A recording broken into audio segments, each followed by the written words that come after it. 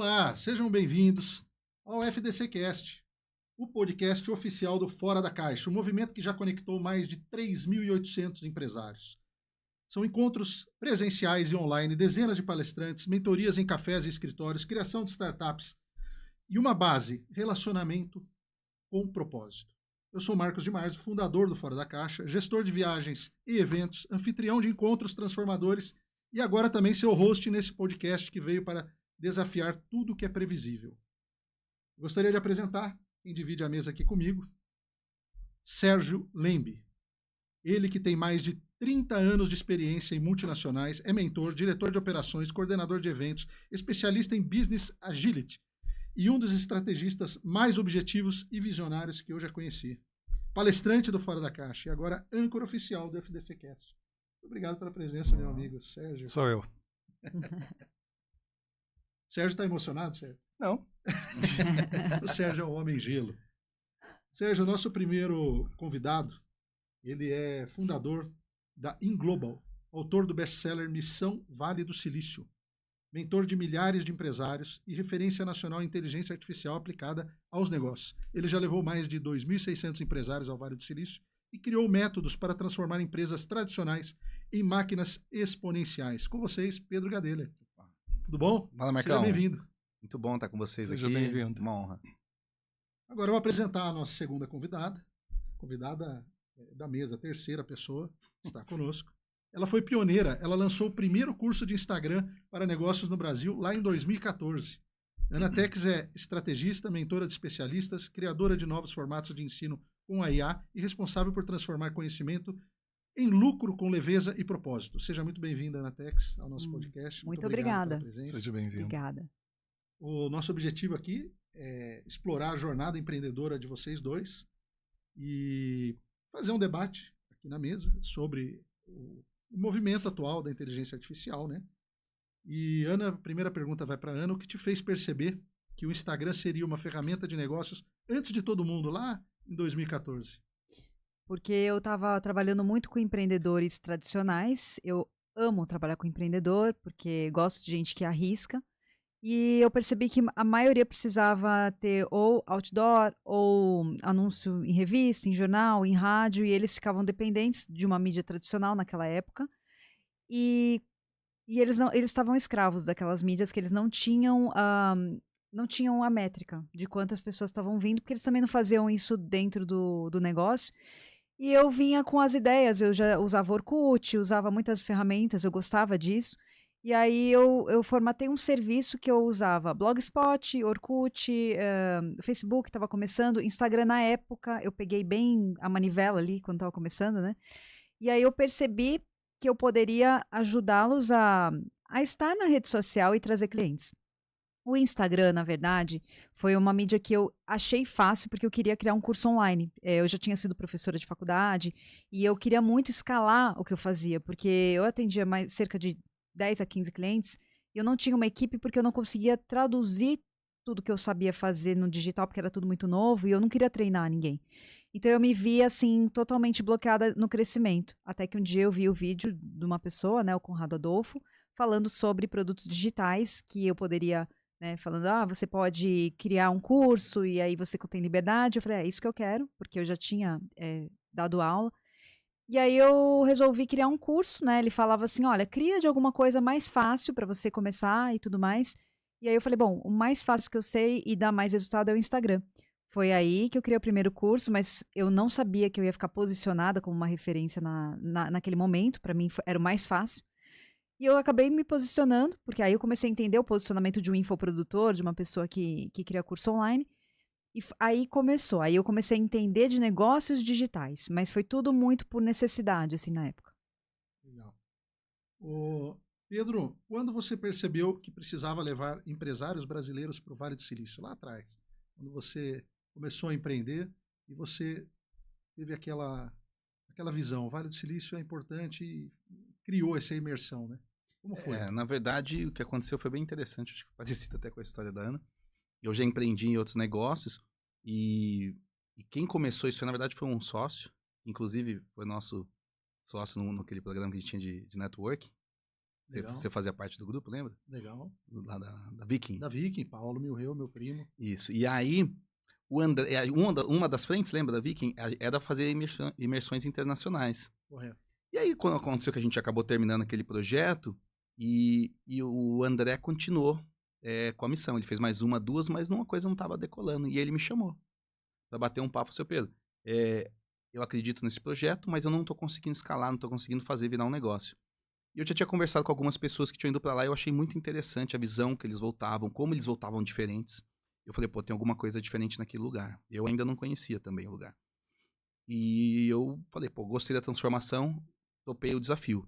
Aí eu fiz a primeira imersão com o André, entendi como é que funcionava, ajustei o modelo de negócio, criei uma esteira comercial e a gente conseguiu pôr para rodar o negócio. Então, na verdade, foi um misto de sorte com oportunidade. Acho que eu estava na hora certa, no lugar certo, e topei o desafio também, né? E aí eu comecei a ver a transformação que causava nas pessoas, né? É um lugar que muita gente acha que lá é só tecnologia, né? Muita gente me liga e fala, pô, Pedro, eu vou lá, mas minha empresa não é de tecnologia. Eu vou aproveitar? Eu falo, pô, então você vai no lugar certo, porque o que menos se fala lá é tecnologia. Então é algo até contraintuitivo, né? Mas é muito legal como as pessoas voltam com uma mentalidade diferente, com um olhar diferente sobre as mesmas coisas. Então tem vários cases de funcionários e donos de negócios que voltaram de lá e mudaram completamente seus negócios. Legal. Ô Sérgio, a gente estava conversando aqui nos bastidores aqui, e essa provocação que eu queria fazer, eu queria entender deles também, se eles acham isso, né? Se hoje nós temos um excesso de conteúdo, né, e pouca execução. Então, aquilo que a gente estava falando das mentorias, das ações com os empresários, os empreendedores, às vezes você leva um conteúdo riquíssimo para a pessoa e até que ponto ela executa aquilo, né? Existe uma frustração da parte dos mentores. Bom, tem uma questão que eu chamo de tesoura de informações. Que quanto mais informação você tem, mais difícil fica você tomar decisões. Então, o legal desse ambiente digital é que você conhece todas as coisas. O ruim desse ambiente digital é que se você não está preparado para executar coisas, você vai continuar sendo só um grande acumulador de informação. Então, o que eu tenho visto, e eu faço muita mentoria, faço muita consultoria para pequenos negócios, e eu gosto de tratar muito como empreendedor. Eu gosto também das pessoas que se arriscam. Mas eu vejo pouca disposição para colocar em ação, colocar em execução aquilo que você está recebendo. Todo mundo quer uma mágica, né? Todo mundo quer uma solução milagrosa. Todo mundo espera uma fórmula que, se aplicar, a partir daquele momento, ela vai ser super bem sucedido, o negócio dela vai ser super bem sucedido. Então, assim, eu vejo muita dificuldade nesse ambiente digital com esse excesso de informação. A gente está falando de eu, por exemplo, testo 20 LLMs todos os dias. Eu nunca sei qual é a LLM que eu vou usar de verdade. Isso está começando a ser um complicador. Eu ter que escolher qual é a LLM que mais se adequa. Então, essa é uma questão difícil do ambiente digital. Essa é a questão difícil desse protocolo. Você precisa de um intermediário, alguém que já testou, alguém que já fez, para te dar um insight, que na verdade tem que ser seu, mas você precisa de um terceiro fazendo isso. Então, acho que esse é o grande dificultador. Escutando o que vocês dois falaram, eu tenho uma dúvida. Você que trabalha nesse ambiente de qualificação de empreendedor e você que trabalha nesse ambiente de formação de educação empreendedora. Como é que eu faço, não para um empreendedor estruturado, porque eu acho que não vai para o Vale do Silício qualquer empreendedor, né? Já é uma separação natural. Esses caras já têm um privilégio demais, talvez não fosse nem as melhores pessoas para ir para lá. Como é que eu trago esse conhecimento de vocês para esse ambiente das pessoas normais, dos empreendedores normais, para a grande maioria dos empreendedores? Aqueles que precisam efetivamente do intermediário e aqueles que precisam aprender com a execução. Você falou de Vale do Silício, imagino que a grande discussão lá é comportamento.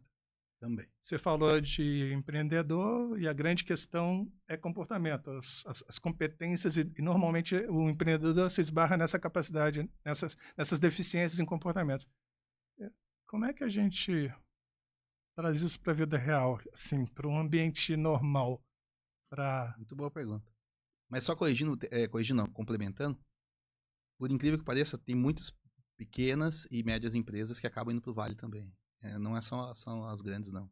Então é interessante como o pequeno empresário também tem buscado esse tipo de informação e conhecimento. Lógico que acaba indo médias e grandes, a maioria.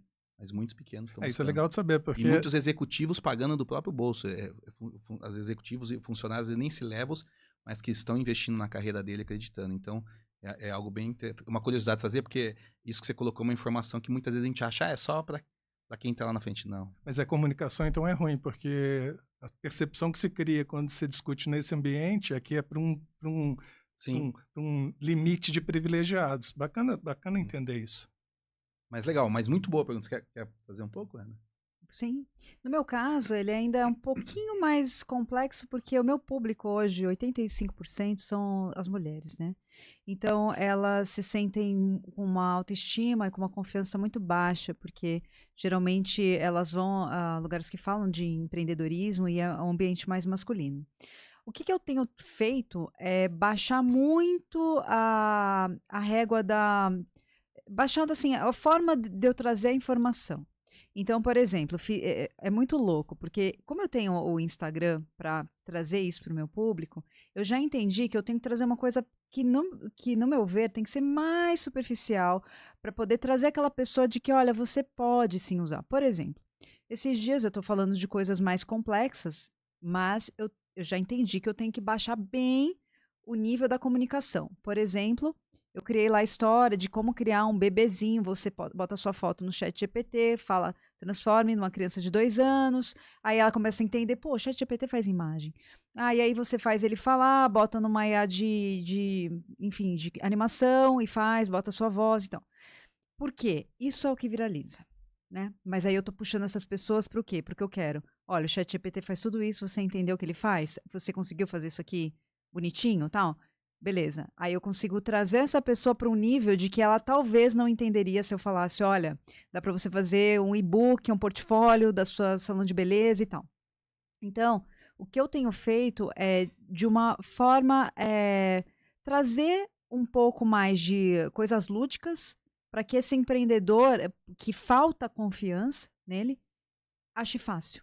Então é meio que você levar ele para um parque de diversão e falar, nossa, a roda gigante aqui é como funciona uma empresa, aqui são sei lá, é o marketing, aqui é o comercial. Então eu trago isso porque eu sinto que se eu trouxer uma forma de falar muito complexa, ali ela já faz paralisia do Chaves, entendeu? Tipo, ela trava, né? Dá bug, é tipo tela azul. Então eu entendi isso ao longo do tempo, que eu preciso trazer a forma lúdica para que eles entendam e que aí eles começam a falar, poxa, eu consigo, por exemplo. Esses dias eu fiz, porque eu vou no flow da minha vida. E aí um grupo de terceira idade queria que eu falasse sobre IA. Eu falei, bom, vamos testar, porque eu gosto dessa coisa do desafio. E falei, puxa, eu não sei como que eles vão sair. Nossa, saíram maravilhadas. Tinha a professora minha lá da quinta série que surgiu de lá, me abraçou. Agora eu vou poder fazer meu livro. E aí eu falei, cara, que legal, né? Você trazer de uma forma... E aí quais eram os exemplos? Prompt. Como brincar com o seu neto em dias de chuva? Então, eu já entendi que você tem que ir por um lado lúdico e que tem a ver com a pessoa ali, e depois trazer ela pro... Agora eu entendo a coisa complexa, entendeu? Mais ou menos esse é o caminho, pra mim, né? Funciona. Você viu quando a Ana falou de terceira idade, ela olhou para mim, né? Então, Eu olhei, não percebi. Aqui tá respondendo a pergunta. Os meus cabelos brancos, eles se confundem aqui com os outros, então... Mas eu acho muito boa essa pergunta, porque a gente está vivendo nesse momento que se você abre a rede social Instagram ou o TikTok, né, que estão usando, mas cada dia é umas 5 notícias diferentes, é umas 5 LLM nova que surgiu, é um recurso novo que apareceu, um dia saiu no Google, no outro dia é o GPT, no outro dia é o Anthropic, ou seja, a gente está vivendo, e dá a impressão que se você não olha, né, você está perdendo alguma coisa. E em paralelo, é o que você comentou, né, o que eu coloco isso no meu negócio de forma prática? Porque se você for testar 20 por dia, como você falou, você não faz nada, você só testa. Então, é isso que a gente tem proposto, né, nesse trabalho que a gente tem feito, aterrizar isso para o empresário. Porque por mais que saia novidade todo dia, o que realmente hoje vai deixar o meu negócio mais produtivo, mais competitivo, e eu posso praticar um pouquinho, que eu vou entender como funciona, que nem a Ana colocou, vai gerar um resultado, que o meu time vai se motivar e eu também, e eu não vou ficar maluco com tudo isso. Porque realmente, se a gente entra nessa onda de... Porque tem que olhar realmente o que está sendo atualizado. Mas no fim, se você não olhar e focar em fazer, o GPT vai atualizar, você vai ter atualização, o Cloud ali que você usar vai atualizar e você vai ver. Então, eu acho que você tem que sim entender quais são os pontos-chave do seu negócio para acompanhar, para ter repertório e poder ser estratégico em alguma mudança, mas você tem que focar mais em praticar um pouquinho todo dia do que só pesquisar todo dia. Por que eu digo isso? Porque eu vejo muito empresário, e às vezes até profissionais, que ficaram viciados em buscar novidades. E aí tu vai ver o que você está fazendo na prática. Ô Pedro, essa inclusive era uma pergunta que eu deixei aqui, porque ontem saiu uma matéria no The Times, eu tenho até o link dela, que está tendo burnout já, que as pessoas já estão ficando com a cabeça, porque o que a IA deveria facilitar e deixar a pessoa com qualidade de vida, ela está deixando muita gente maluca, porque todo dia tem uma coisa diferente. Então. Aí, dentro dessa pergunta também, queria saber de vocês que pesquisam isso e tem que trabalhar com isso, não adianta, você tem que olhar. O Google lançou um negócio aí, você tem que parar a sua vida e olhar o que está acontecendo para trabalhar também, né? Então, agora, até que ponto isso é verdade, dentro do que você falou, tem que ter um equilíbrio, mas assim, as pessoas já estão sofrendo com esse tipo de situação, né? Sim. Tanto é que a gente estava preparando um material, inclusive, bem bacana, isso é uma pesquisa, do uso das IAs do ano passado para esse ano. E já mudou a quantidade de uso, né? A gente vai até apresentar no nosso workshop hoje. Mas o interessante é que muitos usos que não tinham começado a vir agora é ligado ao desenvolvimento pessoal. A pessoa conversar para se acalmar, para se desestressar, para se ter em forma de terapia, se entender. Porque realmente, para você ver, alguma coisa está acontecendo, né? O cara está surtando. Mas por um outro lado, eu questiono, será que eu tenho que ver novidade todo dia para ter resultado com isso? Eu entendi. Agora, a Ana, ela poderia até dizer para nós como que ela vive esse mundo, porque tem demanda, né? A demanda aparece, o bonequinho num dia, o outro... A minha coisa toda é trazer as novidades, né? Só que sempre conectado com aquilo que eu faço, que hoje está muito em pegar o profissional liberal e o especialista e fazer ele se reinventar. Porque eu acredito que a reinvenção, ela não tem jeito, vai ter que se reinventar. E então, eu sempre tô de olho e também tenho que tomar cuidado para não ficar realmente muita coisa. Mas eu tô de olho naquilo que... Eu tenho um filtro legal de olhar e falar, não, isso aqui ainda vai evoluir muito, nem vou mexer.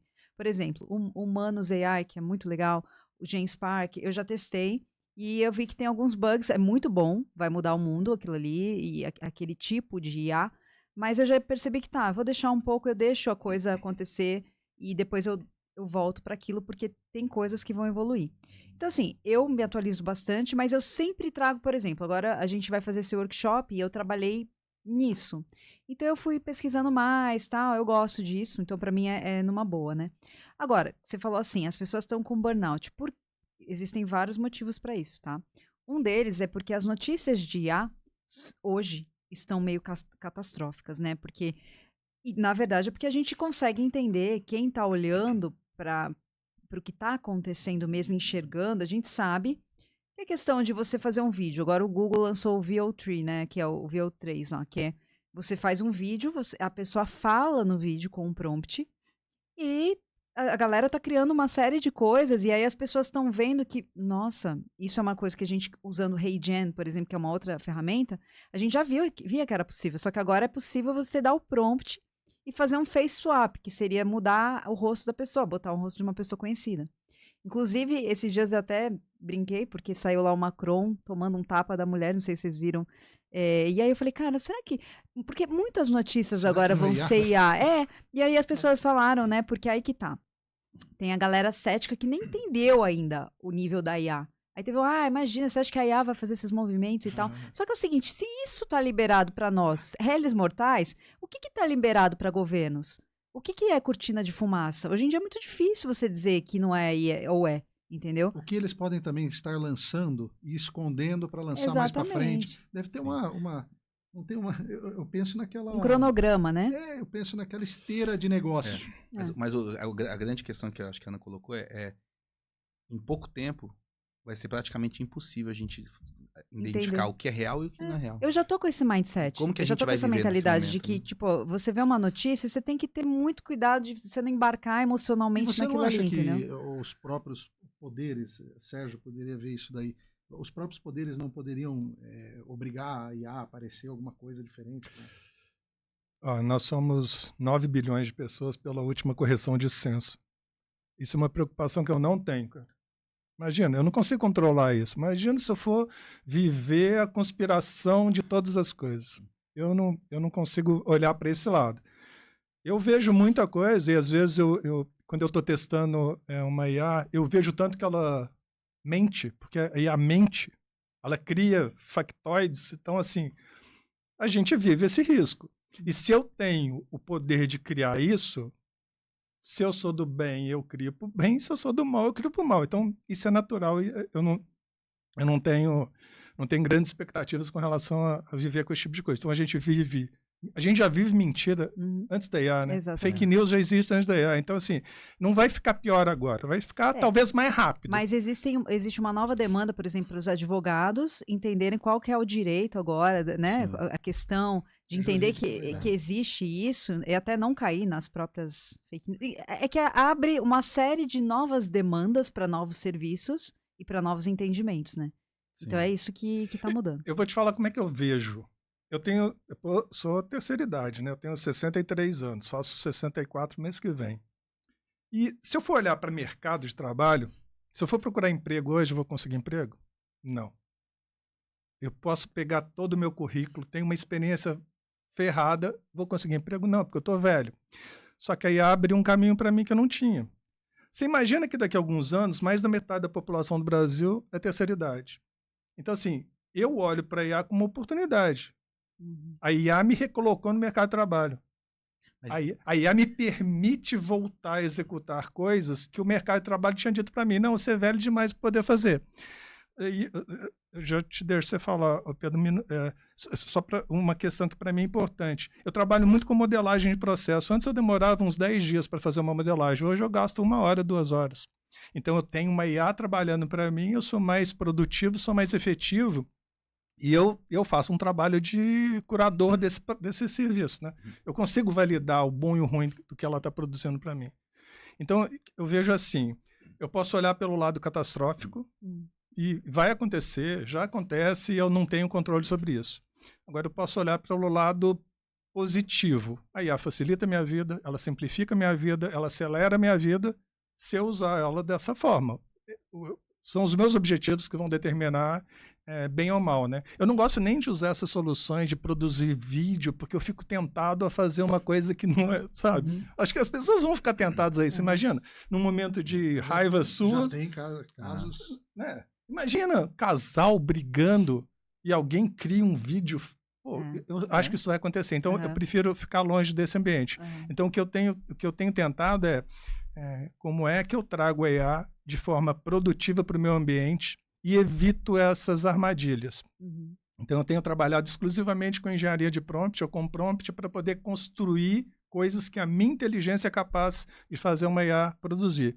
Não a capacidade infinita dela de gerar alguma coisa para mim. Então, se meu prompt não for bom o suficiente para gerar o que eu quero, eu não vou além disso, entendeu? É um limite idiota, mas para mim me dá uma certa sanidade. Eu sei que... E isso é muito bom para as pessoas se protegerem, mas o problema é que o que está na mídia que é o sensacionalismo, né? E aí é onde as pessoas têm o burnout. Se eu te contar que eu não leio jornal e não vejo televisão... Mas a rede social faz isso, né? Social. E essas notícias aí... Da estatística. Então, eu as ia até redes perguntar sociais pra ela, fazem né? esse sensacionalismo para poder ter mais gente vendo, né? Então, A estatística eu não tenho nem... dela, porque ela que tá com o público. Eu não tenho nem Instagram. Então, ela que tá Então com o público. porque ela ali sabe no dizer. Instagram realmente a coisa tá pegando fogo agora. E lá no E tá TikTok, começando, Então, a gente percebe que as pessoas estão nesse momento, nessa coisa toda de, nossa, porque Elon Musk falou tal coisa, porque o CEO do Google falou outra. E agora, com essa popularização das soluções que são mais fáceis, por exemplo, criar uma imagem no ChatGPT, ou criar uma foto com IA, ou criar um vídeo, que são as coisas que as pessoas mais acabam usando porque é fácil, aí as pessoas começaram a enxergar, nossa, olha só o que pode ser feito, né? Então, a gente está percebendo que agora que as discussões sobre isso, pelo menos no Brasil, Sobre a ética de uso? Sobre a ética e sobre as pessoas começarem assim, nossa, Jesus vai voltar. É porque o mundo vai acabar, tá vendo? O mundo vai acabar. Faltam 7 anos, né, Sérgio? Por conta exatamente de que agora tá massificando. Por exemplo, o ChatGPT, quando ele veio com aquela coisa da imagem, que aí foi o Estúdio Ghibli. Transforme a sua foto na imagem lá do Estúdio Ghibli, né? Que é um estúdio do Japão. Todo mundo começou a fazer isso. Todo mundo começou. E aí, muita gente instalou o ChatGPT no celular. Virou uma trend, né? Virou uma trend no Instagram. Era todo mundo ali fazendo essas fotos. Então, que eu acredito que, inclusive, porque gerou uma polêmica, que foi feito um vídeo do senhor lá, do Estúdio Ghibli e tal, ele falando, poxa, isso não dá, fazer isso com o meu trabalho, etc. Mas foi tão bem feito ali que eu falei, pô, eu acho que isso foi até um negócio para poder ainda gerar mais o buzz, né? Porque parecia um documentário do cara. E isso fez com que as pessoas instalassem o ChatGPT. Então fez um buzz, assim, grande. E aí as pessoas agora estão começando a usar. E elas estão começando a ver. Nossa, eu consigo fazer isso, poxa, eu consigo fazer um vídeo com um prompt, e aí começaram a entender de prompt. É aquilo que eu falei. Trazer o superficial para as pessoas entenderem o que é possível fazer. Porque se você trouxer aquilo que é mais complexo, a maioria das pessoas vai falar, não, isso não quero. E aí conecta com 2 pontos, né? Que eu até ia comentar quando você levantou a sua visão e de usar como uma oportunidade de negócio. E conecta com isso. Porque às vezes, o que está fazendo buzz hoje das LLMs, das IAs? É isso, é imagenzinha, é videozinho, é oba-oba, que às vezes o empresário de fora, alguém que tem negócio, fala assim, cara, isso aí, o que eu vou usar isso na empresa? Como é que eu vou fazer? Né, como é que eu vou fazer dinheiro com isso? Então esse é um ponto. Outro ponto, muito bacana essa mentalidade, porque isso eu até converso com a Ana. Cara, quem vai se destacar agora, nesse momento da IA? O nego acha que é molecada, que são os nerds. Cara, a gente acredita que pelo contrário. São pessoas com repertório, como você. A chance dos velhinhos. Não, porque você tem repertório, você consegue entender, falar, cara, olha o que eu fazia em uma semana e as empresas precisam disso, não tem como. E eu faço agora em 1 hora. E talvez a molecada que tá lá na empresa nem sabe, não tá ligada pra isso, porque tá lá em outro momento. Não tem pele em jogo, não criou casca grossa. Não tem casca. Então, quem tem repertório hoje, souber trazer IA pra perto e montar isso na estratégia, igual você tá fazendo, vai se destacar, vai montar uma consultoria sua que antes você talvez não consiga atender um cliente, você vai atender 10. Você vai dar consultoria pra molecada que tá lá que não tem repertório. Só que realmente é esse processo. A gente tem aquela curva, não, eu vou ter que contratar a Ana, porque eu sei fazer isso tudo, mas eu não sei me vender. Então, também tem esse. A gente vai criar um bebezinho seu. Oi, tudo bem? Faz um favor para nós. Coloca esse bebezinho aí na tela. Vem aqui me ver. Vamos pôr esse bebezinho, viu, Fabinho? Vamos criar o bebezinho dele, vamos pôr pro público aqui. Viu? Vocês já fizeram uma sacanagem comigo que eu sei. Mas escuta, não, cara, coisa boa. Ô Pedro, dentro dessa questão que você estava falando, eu queria pedir para vocês dois, porque o nosso público aqui, muita gente gostaria de entender quais são os primeiros passos para eles, para eles fugirem dessa coisa que não traz lucratividade, que não traz, só traz dispersão. O que vocês recomendam para eles, assim, os primeiros passos para estar colocando em prática no negócio? Primeiro é tomar esse cuidado, né? Porque se você ficar procurando novidade todo dia, você vai encontrar. Segundo, não se deixar ludibriar com essas trends, porque, cara, é muito fácil você cair no videozinho, não sei o que, achar que é isso. Eu acho que o terceiro passo é olhar para tua rotina. Como que é o meu dia a dia? Não só na empresa, mas na tua vida pessoal. Onde estão os momentos que você tem gargalos? O que te ocupa muito tempo? E aí você começa a usar, legal, então o ChatGPT é o que tá mais fácil? Usa o ChatGPT. Ah, mas saiu hoje. Dane-se a outra. Foca em escolhe uma e fica bom nela, cria uma rotina de produtividade com ela. Por exemplo, a gente tem casos, né, que a pessoa fazia projetos, levava 2, 3 dias para fazer um projeto, faz em 10 minutos. O que isso uma pessoa não ganha tempo? Porque a hora mais cara é a hora do empresário. Então, depois, a gente tem que ter uma calculadora para a pessoa depois ver quanto ela economizou com isso. Então, começa a pôr no dia a dia, que nem você falou, pô, vou ajustar um roteiro, usa IA. Pô, tô com uma dúvida do que fazer. Usa IA, conversa com ela. Você não precisa nem escrever, você manda um áudio, né, pensando no ChatGPT. Então, começar a colocar na rotina diária dela. Eu acho que a Ana pode trazer mais algumas Se você puder, dicas. já aproveita e dá alguns exemplos de coisas que as pessoas possam utilizar também no dia a dia, né, na parte pessoal. De repente, colocar o GPT para analisar um exame de sangue. Minha esposa fez isso hoje de manhã. Então, assim, foi uma novidade até para mim. A hora que ela me contou, eu falei, poxa, mas faz até isso. Primeira coisa, isso que o Pedro falou de você analisar os gargalos que você tem no seu dia a dia. Primeira coisa, porque aí você começa a entender. Então, eu consigo para fazer o meu relatório, para fazer proposta comercial, para analisar um documento, né? Então, a primeira coisa é essa. Assim, o ChatGPT, eu vejo assim, se você conseguir entender bem de ChatGPT, você começa a dominar as outras inteligências artificiais, porque o segredo é dar um bom comando, né? Que o pessoal fala de prompt.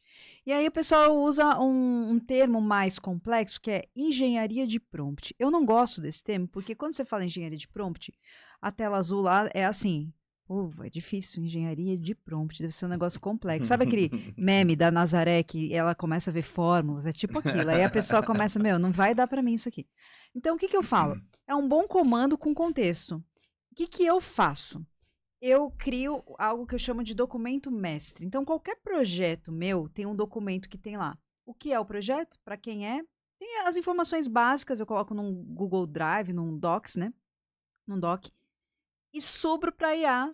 Então já tem ali, porque todo mundo fica, não, porque o prompt ele tem que ter objetivo, tem que ter isso, tem um monte de fórmula mágica que ninguém vai decorar aquilo ali. Então o que eu faço? Jogo o documento mestre, inclusive é o que eu falei, eu trago lúdico, ainda coloco um mestre dos magos para mostrar esse é o documento mestre. E aí... bem professora. Bem professora, não, tudo muito lúdico, né? A minha mentoria chama Paraíso Digital, né? Só para você ter uma ideia. Mas a pessoa Legal. gosta, porque aí, nossa, eu vou construir, tá, é isso aí. Aí vem o mestre e fala, olha, eu sou o mestre do documento. Então, assim, tem lá o documento, sobe e pede o que precisa. Olha, preciso fazer uma palestra, tá aqui o documento, tem lá público-alvo, por que é, qual é o problema, qual é a solução, etc. Subiu, ele traz. Então, a primeira coisa é você criar um contexto interessante, porque é como se você estivesse treinando um funcionário. Você não vai falar, olha, cria 10 conteúdos de Instagram para mim, boa sorte. Não, você vai explicar. Olha, eu faço isso, né? O meu público é esse. Então é exatamente isso. Você não, treinar uma IA é treinar como se fosse treinar um ser humano. Se tiver dúvida, você vai me pedir, você vai fazer a pergunta, porque ele faz a pergunta. Então a primeira coisa é dominar o comando, dominar lá o ChatGPT. E eu gosto muito de usar projetos. Dentro do ChatGPT tem coisas mais personalizadas. Você consegue criar lá um GPT, que é um robozinho lá, eu chamo de robô, que ele vai criar uma tarefa mais específica. Então, eu posso denominar, esse aqui é um GPT que me ajuda a criar orçamento. Só que eu explico para ele, o meu orçamento funciona assim, tem que ter essas etapas, e aí ele vira um robô que eu posso, inclusive, compartilhar com a minha equipe ou com clientes. Esse é um GPT, que é o que eu gosto muito de usar. E eu tenho os projetos. O projeto também está lá dentro e eu consigo colocar uma instrução para aquele projeto. Por exemplo, esse aqui é o projeto de podcast. Meu podcast funciona assim, eu trago convidados, geralmente eu faço essa abertura, depois eu faço isso e tal. Então, aqui está as transcrições de outros podcasts e aquilo vira um projeto. Ele cria uma estrutura. Ele cria uma estrutura, você não precisa ficar de novo abrindo um GPT e mandando um monte de coisa, entendeu? Então, eu gosto de usar essas duas coisas, tanto GPTs quanto projetos, porque eu não preciso de retrabalho. Então, eu acho que se as pessoas começarem a entender isso, aí elas conseguem entender, legal, agora então entendi. Então, agora será que eu consigo colocar isso no WhatsApp? Consegue. Aí você vai precisar entender que é uma outra coisa, que se chama API, e aí você vai conectar, e aí vai funcionar aquilo ali. Por exemplo, vou dar exemplo. Eu tenho uma mentorada que ela tem ela dá consultorias de direito, sei lá, trabalhista, tá? Para donos de fábricas têxtil. E aí ela quer pegar um GPT treinado por ela e colocar no WhatsApp para ser um mentor de bolso do cara. Entendeu? Tipo, ele fala, eu tô com dúvida aqui, o funcionário falou isso, e aí aquele GPT, ele tá treinado. Só que o que acontece? O que eu faço? Lembrando que eu sou aquela pessoa lúdica que vai trazer a coisa mais mastigadinha ali. Eu faço a pessoa primeiro entender um GPT. Entendi um GPT, construí um GPT, tá funcionando, que é lá dentro do ChatGPT. Tá. Agora que a gente vai entender a coisa mais complexa, que é você plugar isso com o WhatsApp. E não ao contrário, sabe? Porque se eu já vim, olha, dá pra você fazer isso no WhatsApp, a pessoa não testa, aí não dá certo, aí ela acha que, não dá certo isso aqui. Né? Então, eu comecei qual que é a minha lógica? Eu preciso quebrar, é como se estivesse, né, numa estrada e tá esburacado. Eu preciso tapar esses buracos, que é onde a pessoa vai travar, onde ela vai parar. Então eu vou trazendo a forma fácil, tipo jogar videogame, né? Você vai trazendo as fases fáceis até chegar na fase mais difícil, né? Então eu penso assim, porque senão eu não consigo. A pessoa já trava ali. Quando a gente fala de LLM e webhook e API, ninguém entende nada, já desliga a gente, já fala, meu, chega, eu vou... Isso é legal que ela colocou, porque quando você faz isso, é diferente de você... se eu jogar pro GPT direto, ele já não vai me dar uma resposta? Vai, mas uma resposta genérica e pode alucinar, que nem você comentou. Agora, quando você faz isso, você traz a sua inteligência, você traz o seu repertório e aí você tem algo único. Então você usa o poder da inteligência artificial com o seu repertório e a sua experiência na sua indústria e criar algo único. Então, não é replicável. Então a pessoa quer ter acesso àquilo, ela pode pagar, ela pode comprar esse acesso, ela pode alugar, ou ela pode simplesmente só os clientes dela ter acesso a isso. Então isso é bem interessante quando você faz essa ação que a Ana comentou, você criar um GPT seu, que é um robô seu, com o que você tem de experiência naquele mercado. Eu vou dar até um exemplo aqui interessante, porque como a gente está falando com pessoas que falam com os empresários, e às vezes tem essa dificuldade do empresário entender, né? Ou empreendedor, enfim. O que eu faço também, por exemplo, em mentorias? Eu faço a mentoria e tenho a transcrição da minha mentoria, certo? Eu peço para ele criar um projeto. Olha, cria um projeto de um GPT que vai ser o seu mentor, a sua Tex IA, entendeu? Anatex IA lá. Você joga a transcrição, mas você vai dar instrução para ela te dar exemplos do que eu falei voltado à sua área, para você entender. Então, eu sou na área da saúde. Então ele vai te dar exemplos que você possa entender. Sabe aquela coisa, não sei se vocês já ouviram falar desse prompt, explique isso como se eu fosse uma criança de 10 anos, né? Porque às vezes o negócio é muito complexo. Então é meio que explique isso como se você fosse um terapeuta como eu. Eu usei isso recentemente com meu filho. Ele tinha algumas lições para fazer. Falei, deixa eu fazer um teste sem ele, né? Uhum. E aí, na hora do prompt, eu coloque uma criança de 10 anos, a resposta de uma criança de 10 anos. Aí, falei para ele, você já tem a resposta aí e tal? Aí mostrei para ele. Ele falou, nossa, não vou mais fazer lição. Mas tudo bem. Eu queria retomar um ponto aqui. Eu vou defender a engenharia. Como engenheiro que eu sou. Mas é no seguinte aspecto. Eu entendo que realmente quando eu falo, e a coisa que mais me irrita quando eu falo desse mundo digital, é que foi por isso que eu até caminho nessa direção, para ir para o Vale, tem que estar no nível mais alto, que existe uma segregação muito organizada, muito estruturada sobre o que é inovação, o que é inovação possível, onde que a inovação chega. Então, mas por que eu vou defender a engenharia? E eu sei que é ruim de vender. Uhum. Mas porque tudo que você falou sugere ou me faz pensar que não vai ser um promptzinho simples, nem esses frameworks que a gente pega em LinkedIn, em Instagram, em TikTok, pronto, que vai resolver o meu problema. Então ele de fato é um exercício de conhecimento, de construção de contexto. Uhum. Eu acho que é por isso que criaram até esse termo de engenharia de prompt, porque de engenharia não tem nada, concorda? Uhum. Construir prompts, não sei, podia ser medicina de prompt, podia ser advocacia de prompt, podia ser qualquer coisa. Mas eu acho interessante as pessoas entenderem que não vem mágica dessa interação. Uhum. E você precisa do contexto, você precisa construir o teu ambiente, você precisa criar uns limites para que a IA trabalhe dentro desse ambiente que você criou. A engenharia não é ruim como termo. Eu concordo. Aqui a questão é que a palavra engenharia não está dentro do campo semântico das pessoas com quem eu falo. Então, quando você fala engenharia para elas, eu entendo tudo. Para mim faz total sentido, né? Mas o problema é que elas travam, porque elas acham que vai ser uma coisa muito complicada. E um parênteses também. Talvez não vai ser um prompt simples, concordo com você, que vai resolver talvez um grande problema.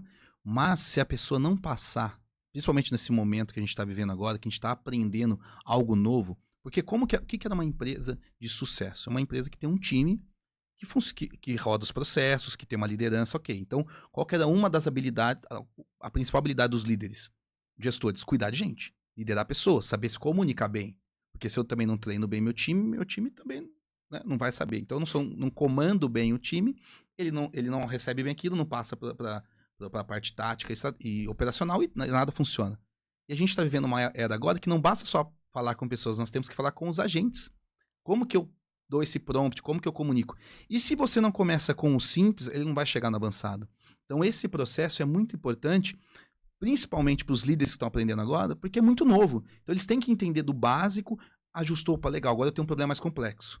Mas para minha rotina, talvez, que nem o caso de eu resolver um problema de propostas, de projetos, de proposta comercial, ou até teve o caso de uma cliente nossa agora que criou, ela estava com um desafio de engajamento com o time, ela criou um projeto de meritocracia. Cara, quanto que custaria um consultor de RH para ir lá na empresa dela? E falou, cara, ficou perfeito, Pedro, ajustou aqui. Então, olha que legal. E foi no simples. Agora vai chegar uma que ela fala, puxa, agora eu preciso de um pré-vendas que vai responder no WhatsApp, no Instagram, não sei o quê, vai até precisar de ferramentas mais complexas. Só que ela já tem repertório para chegar nesse ponto. Então eu concordo com você que sim, tem que ter essa visão, mas se a gente coloca isso já como barreira de entrada, cara, enrosca. Não é nenhuma discussão de barreira, de novo, é uma discussão de contexto. Me preocupa muito esse nivelamento, né? Todos com o mesmo prompt. Mas todos com o mesmo framework, todos com o mesmo... As inteligências são diferentes. Né? Se chega na minha casa, eu devo ter, sei lá, uns 300, 400 livros na minha estante lá. Enquanto eles estão parados lá, eles são só conhecimento, certo? E eu tenho 300, 400 livros. Agora, aplicar aquilo ali é uma interpretação, certo? É um processo de tradução daquele conhecimento. Nem sempre eu replico exatamente o que está ali, porque o meu entendimento é diferente. E para mim está tudo certo, cada um faça o seu. Então, minha preocupação é eu estar comandando um protocolo que nivela todo mundo. Tudo bem, para começar... Mas eu entendi, eu acho que eu entendi agora a sua preocupação. Você está falando tipo de ter um prompt que todo mundo copia e cola aquele mesmo comando. Concordo com você, não funciona. É o que está acontecendo. Não todo funciona. mundo... eu vejo todo dia publicação, olha o framework tal, olha o prompt tal, copia, prompt para tal coisa. Eu acho que é só para o cara ver o poder do negócio, mas no dia a dia, foi o que a gente está falando, ele tem que personalizar com o seu repertório. Se você não colocar teu repertório e a particular do teu negócio, não vai funcionar, não vai ter o potencial que ele pode ter. Mas foi por isso que eu defendi nada, né? Foi por isso que eu defendi a engenharia. Sim. Para as pessoas entenderem.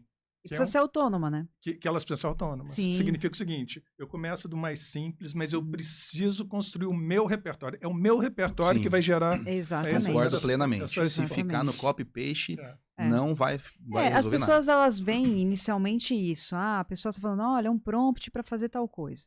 E aí elas começam a colar e ver o resultado. E aí, aquelas que realmente entendem que elas precisam personalizar isso para elas, aí elas começam a acordar para isso. Tem muito conteúdo que a gente vê a pessoa vendendo prompt.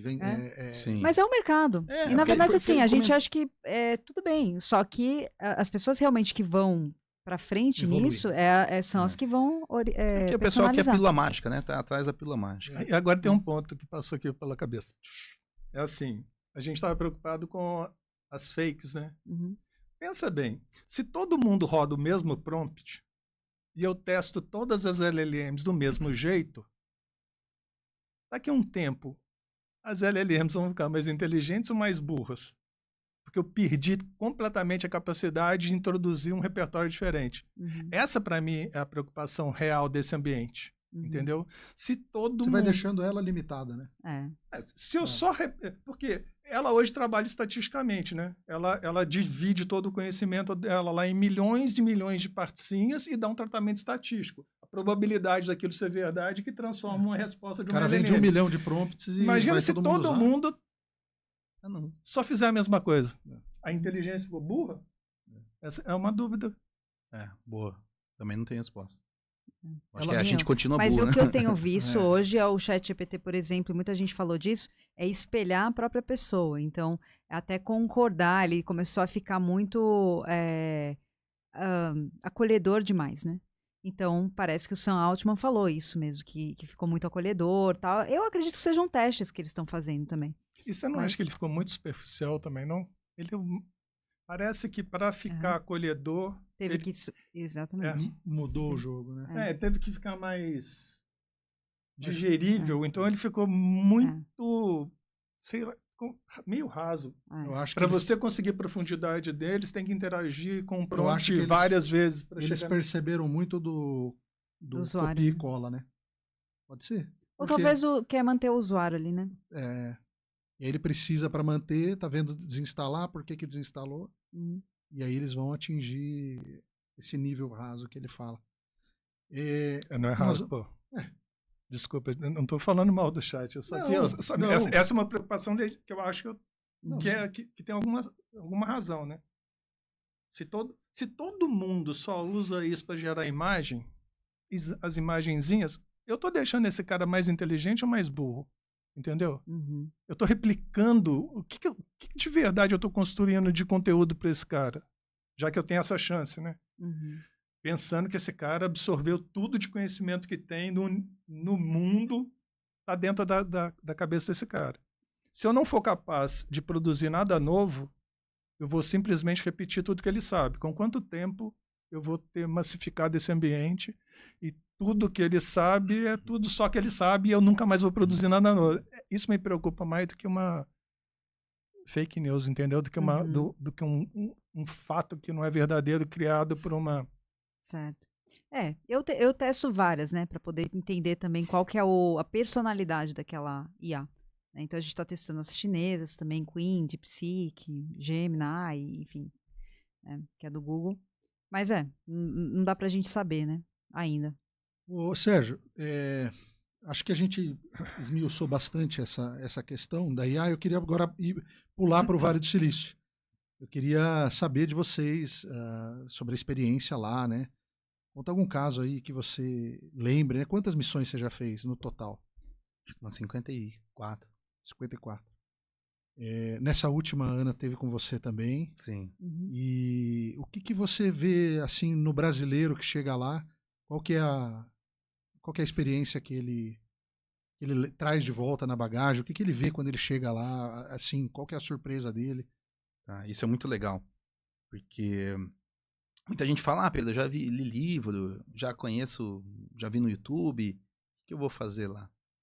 Cara, eu brinco que é igual comparar com um pôr do sol. Né? Você não consegue... Como é que você explica um pôr do sol? Você pode ver, você pode falar desenho, você pode tentar fazer uma música, mas você só entende quando você está sentado ali vivenciando um.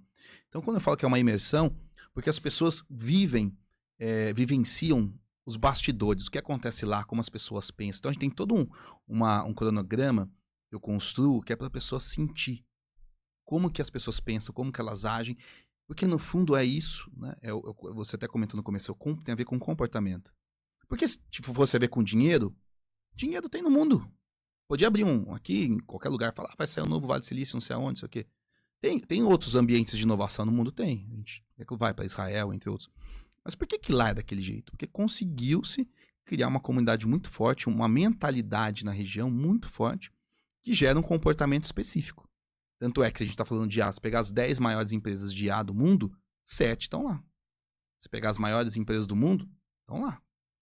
Onde surgiu as melhores metodologias de vendas, de marketing, de gestão de negócios? Estão lá. Porra, então tem alguma coisa diferente ali.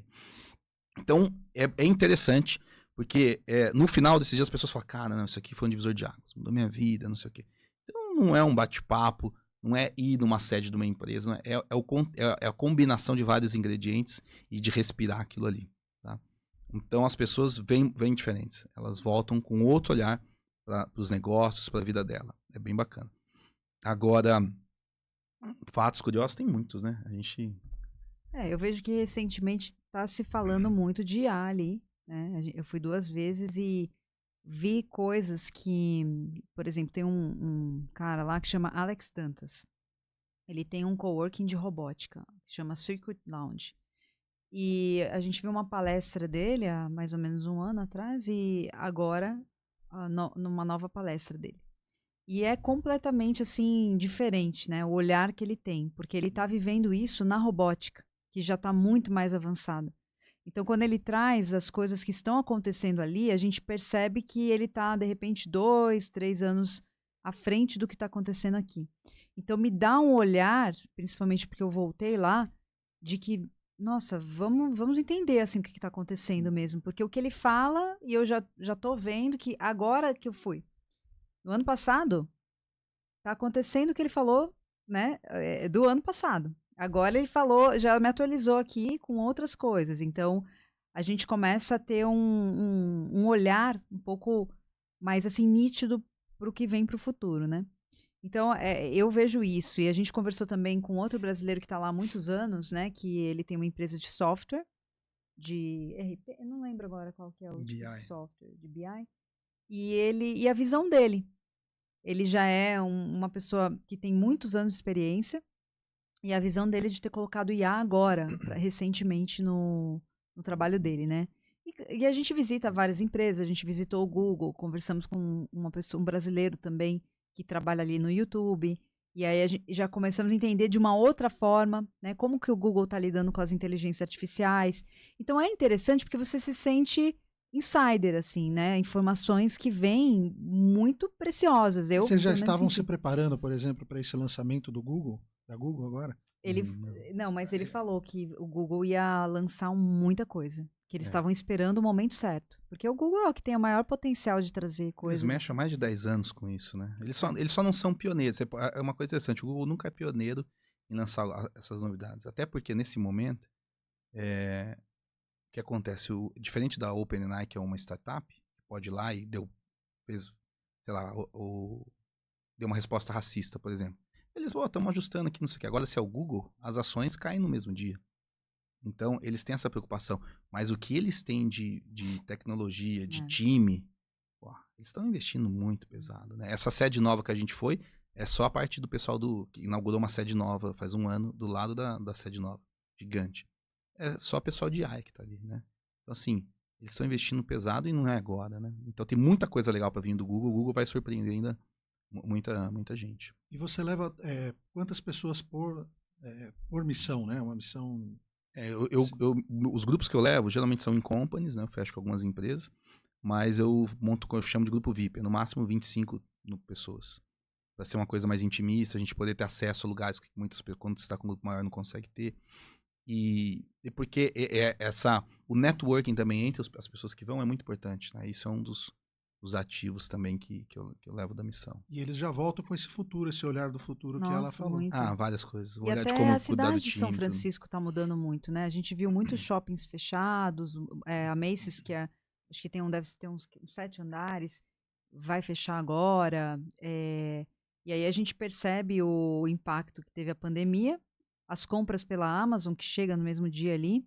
Toda essa questão que está acontecendo e que as pessoas da tecnologia, né? Eu percebi, né, dessa vez, porque antes tinha aquele filme Os Estagiários, né? Que tinha aqueles caras que trabalhavam no Google e era aquela coisa, né? O profissional super valorizado, porque os caras ali têm as melhores mentes, né? Enfim, as mentes mais brilhantes que vêm de Stanford, vêm de Berkeley e tal. E agora eu senti diferente. A gente conversou com um cara lá que está numa empresa grande, que já foi muito grande, está reduzindo bem, e a gente sente o medo deles, assim, é visível que está acontecendo alguma coisa ali. Você percebe, né? Não é falado abertamente, mas você percebe que ali eles estão com medo. Porque antes, os funcionários era tudo. Você ia lá, pode entrar na cozinha, como que quiser, sabe, é uma coisa assim diferente, né? A vibe era diferente antes e agora a gente sentiu, por exemplo, tem uma empresa que o Pedro levou a gente que você vê os computadores de última geração, coisa linda, assim, toda vazia, a maioria dos funcionários estão home office, mas você sente que tem algo pegando ali de medo mesmo das pessoas agora, não tá mais aquela coisa, né, que tava antes aquela empolgação, né? Existe uma preocupação e um encolhimento ali, né, das empresas.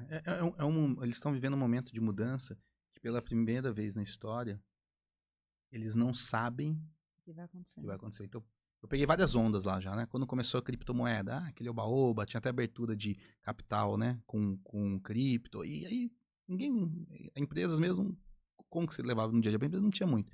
Aí veio o metaverso, até o Facebook mudou de nome, aquela loucura, e sumiu também. Agora, da AI, quando começou, eu falei, tem uma coisa diferente aí. As empresas já estavam usando, eram soluções e não sei o quê. E nessa época era muito interessante que eu conversava até com executivos do Google e outros, o que você vê para os próximos anos? E eles ficavam em silêncio e falavam, olha, pela primeira vez, nós não temos resposta. A gente não sabe o que vai vir. Talvez daqui 10 anos, 15 anos, vai vir uma IA muito mais foda, né? Agora, nesse último, eles já estão falando previsão. É coisa de 5 a 10 anos vai ter uma mudança drástica na Não, sociedade, eles falam né? de AGI, né, que é a inteligência artificial geral, que falta muito É. pouco, né, que eles falam que em 2 anos. Mas, independente se ela vier ou não, a mudança vai ser drástica em 5 ou 10 anos, pelo que eles já estão vendo acontecendo ali nos bastidores. Mas mesmo assim, como vai ser? É algo que eles estão se debatendo, né? Pô, essa renda básica universal, como é que vai ser? Vai ter, não vai ter? Como que vai ser? A sociedade vai lidar com isso? O Alex Então- Dantas, ele tá fazendo uma pesquisa e ele falou, se vocês souberem como me conectar com pessoas que estão estudando post-labor, que é um mundo em que, tipo, 1% das pessoas são úteis para trabalhar em alguma coisa. Então é isso que eles estão estudando lá. E aí a gente se preocupa porque a gente consegue enxergar como é que tá no Brasil, né? Que as pessoas ainda não estão se atentando a isso. E se você fala também abertamente sobre isso, as pessoas acham que é um sensacionalismo, né?